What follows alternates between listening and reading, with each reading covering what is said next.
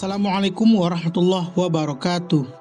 Selamat datang di video panduan penggunaan e-learning Universitas Sriwijaya. Di video ini kita akan mempelajari bagaimana cara menggunakan e-learning dalam setiap kegiatan akademik perkuliahan. Pertama-tama, kita masuk ke situs e-learning Universitas Sriwijaya, yaitu buka e-learning.unsri.ac.id. Lalu pilih kegiatan akademik di semester ganjil 2022 dan 2023. Sebelum kita mulai masuk, kita masukkan dulu ya username dan passwordnya.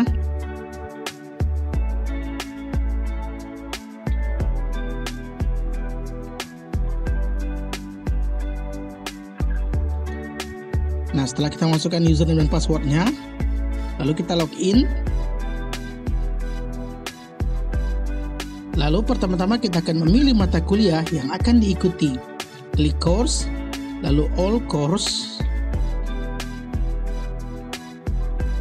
Nah, di sini sudah tersedia mata kuliah pada setiap fakultas di Universitas Sriwijaya. Untuk mahasiswa Fakultas Hukum, silakan memilih Faculty of Law. Untuk mahasiswa sarjana atau program S1, pilih Undergraduate Program in Law.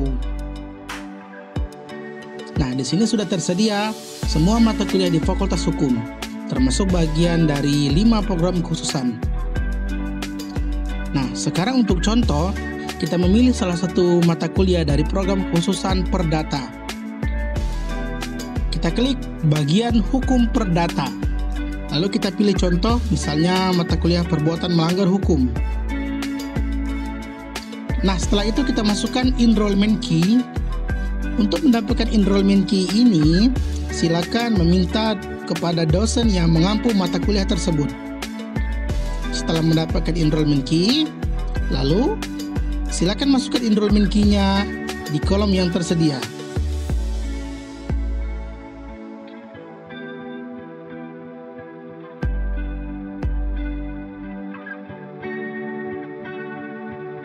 Lalu klik Enroll Me.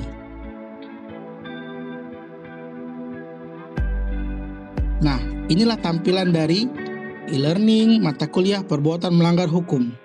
Oke. Nah, kita tadi sudah memilih ya, masuk ke course mata kuliah Perbuatan Melanggar Hukum. Lalu kita cari tempat mengabsennya yang sudah disediakan. Misalnya untuk mahasiswa Perbuatan Melanggar Hukum kelas Indralaya.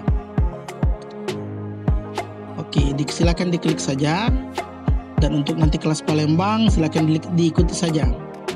Oke, di sini sudah kita lihat ada beberapa aktivitas ya. Sudah ada beberapa aktivitas dan tanggal-tanggal yang disediakan. Lalu kita klik Submit Attendance pada waktu perkuliahan. Nah, untuk masalah waktu perkuliahan ini ya, kita biasanya mengabsen pada waktu perkuliahan. Kalau dosennya memberikan waktu selama perkuliahan, silakan mengabsen ketika waktu perkuliahan.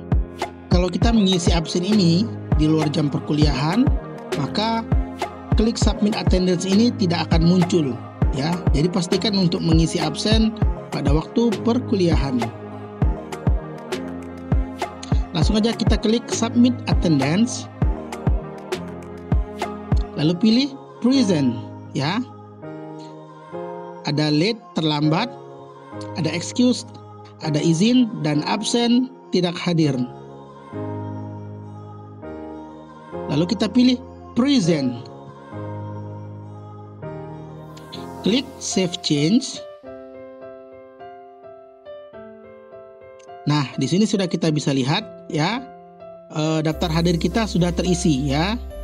Kita lihat statusnya udah present dan self-recorded. Artinya kita mengisi sendiri absensi perkuliahan di mata kuliah tersebut. Dan itulah tadi cara mengabsen mata kuliah Perbuatan Melanggar Hukum. Nah, sekarang kita akan mendownload materi pada mata kuliah Perbuatan Melanggar Hukum di e-learning ini. Nah, ketika dosen mengupload materi perkuliahan, maka kita bisa mendownload materi tersebut untuk kita pelajari sendiri di rumah.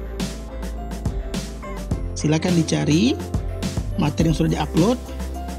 Nah, di sini kita melihat materi pertama yaitu penjelasan umum perbuatan melanggar hukum.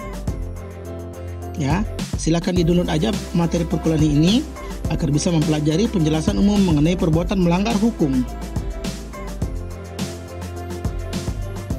Setelah kita klik, maka materi tersebut akan langsung terdownload.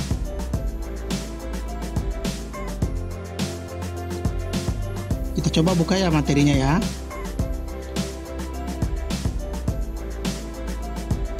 Oke, sekarang materinya sudah terbuka ya. Ini adalah contoh materi perbuatan melanggar hukum yang sudah diupload di e-learning mata kuliah tersebut. Silakan dipelajari untuk belajar mandiri di rumah. Nah, sekarang ketika dosen memberikan tugas untuk diupload di e-learning, maka kita bisa menguploadnya di e-learning agar bisa diperiksa oleh dosen yang mengampu mata kuliah tersebut. Contohnya misalnya tugas perbuatan melanggar hukum. Nah, kita cari tugas yang telah ditentukan oleh dosen. Nah, misalnya tugas terakhir ini ada tugas resume upgrading hukum dagang perbuatan melanggar hukum. Ada 2 tempat yaitu untuk kelas Indralaya dan kelas Palembang. Nah, contohnya misalnya kita lihat nih. Ada tempat tugas resume upgrading nih. Oke, kita baca ketentuannya. Biasanya ketentuannya udah dijelasin oleh dosen.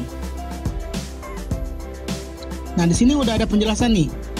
Tugasnya dibuka mulai hari Jumat tanggal 30 September ya 2022 dan ditutup pada hari Kamis 20 Oktober 2022. Jangan sampai kita mengumpul tugas melewati dari batas deadline yang sudah ditentukan.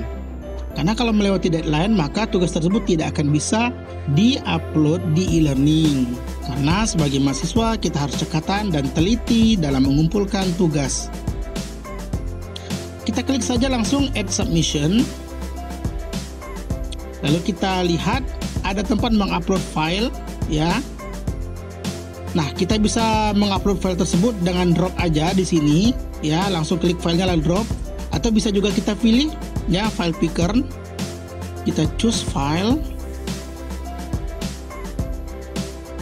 Nah, kita pilih aja langsung tugas tersebut ya. Ini udah ada file tugasnya. Kita klik lalu pilih open. Lalu kita upload file ini ya. Nah, setelah diupload ya, tugasnya udah masuk, lalu kita klik save change. Nah, kalau ada muncul tanda down, berarti tugas kita udah terkumpul nih. Nah, statusnya sudah submitted for grading, artinya sudah terkumpul dan siap untuk diperiksa. Grading status artinya masih belum diperiksa, artinya tugasnya sudah dikumpulkan ya, sehari 11 jam lebih cepat dari jam deadline-nya.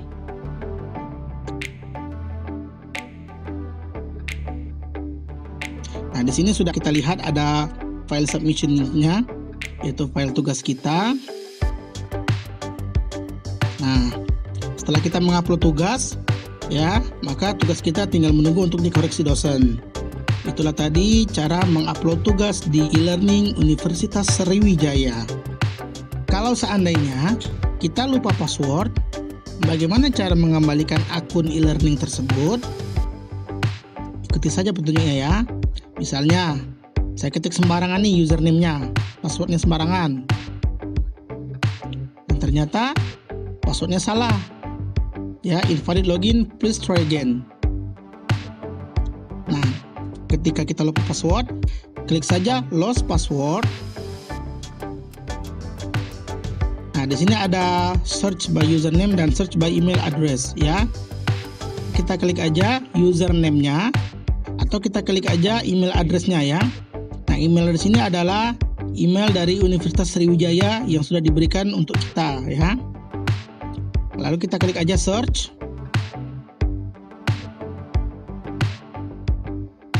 Nah, di sini udah ada keterangan bahwa email akan dikirimkan ke email milik kita, yaitu email yang sudah dituju tadi.